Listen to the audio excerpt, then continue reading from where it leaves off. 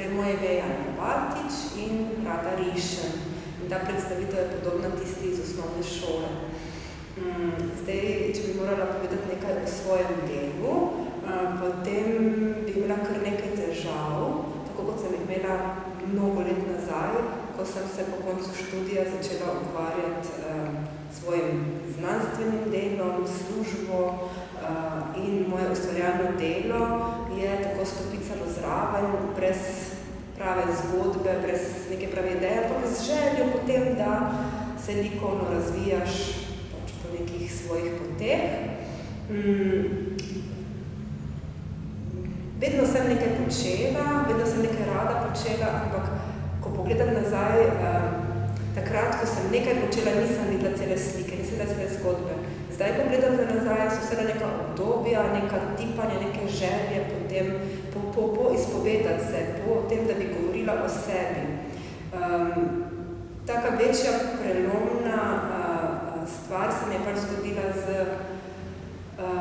poškodbo noge in sicer, ko sem konec leta 2021 si poškodovala nogo in ostala na kavču za nekaj časa z najprej longeto, potem opornico. Pred tistim dogodkom sem kar veliko slikala v kleti, zdaj pa seveda se potem nisem mogla več premikati in klet je ostala sama za kar nekaj časa.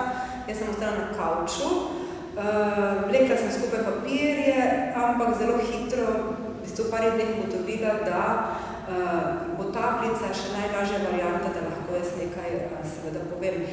In zgodilo se je točno to, kar delajo pravzaprav majhni otroci, ki v svojih likovnih delih izražajo sebe, to, kar se jim je zgodilo, predelujejo resničnost.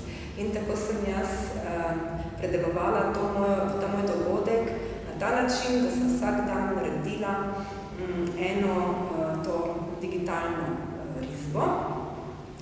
Imela sem pač tablico, imela sem risalo, predtem sem že kaj preizkušala, ampak ne tako konsistentno kot od te poškodbe dalje.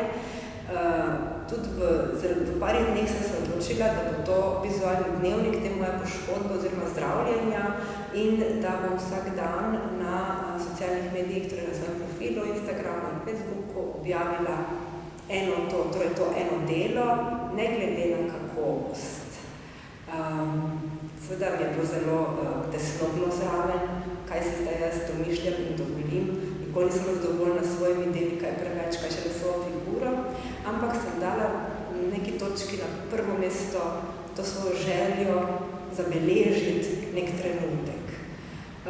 In tako sem potem vsak dan, od takrat dalje do danes, naredila vsaj eno digitalno risbo na dan, v začetnem obdobju celo več, ker sem imela sedaj na kavču in imaš več trenutkov zabeležiti, ne? Vedno gledaš neko isto reč, malo stvari se dogaja, čas imaš, no potem, ko se je noga pozdravila in sem jaz seveda postala mobilna ponovno, je pa bilo že kak dan že težko najti pravi trenutek, ampak še vedno sem ga. To, kar se mi je pa potem zgodilo, je bilo pa vezenje. Digitalne risbe delujejo lahko malo hladno, malo imajo eno oddaljenost. Jaz sem pa začela o tem mojem trenutku, o tem, kako se jaz počutim v trenutku, odbeležim nečesa lepega, toplega, prijetnega, tudi če je dogodek pravzaprav nekaj težkega, recimo sploh, ko sem hodila na fizioterapije, tam je bilo zelo boleče, ampak se mi je zdel dogodek vreden, da pristane v mojem dnevniku.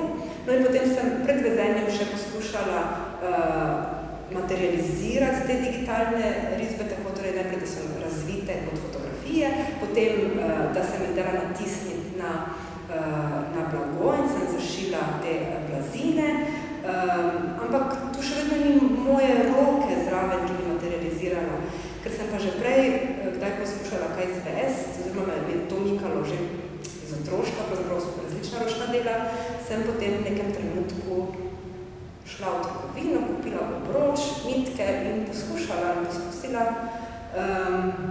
zvesti prvo. In sicer zelo direktno, torej ni po dnevniku, ampak je direktno iz dnevnika, kar pomeni, da sem si sprintala eno digitalno risbo, test in sem že imela narejeno 1, 2 ali 3, pa nisem vedela, kaj s tem bom.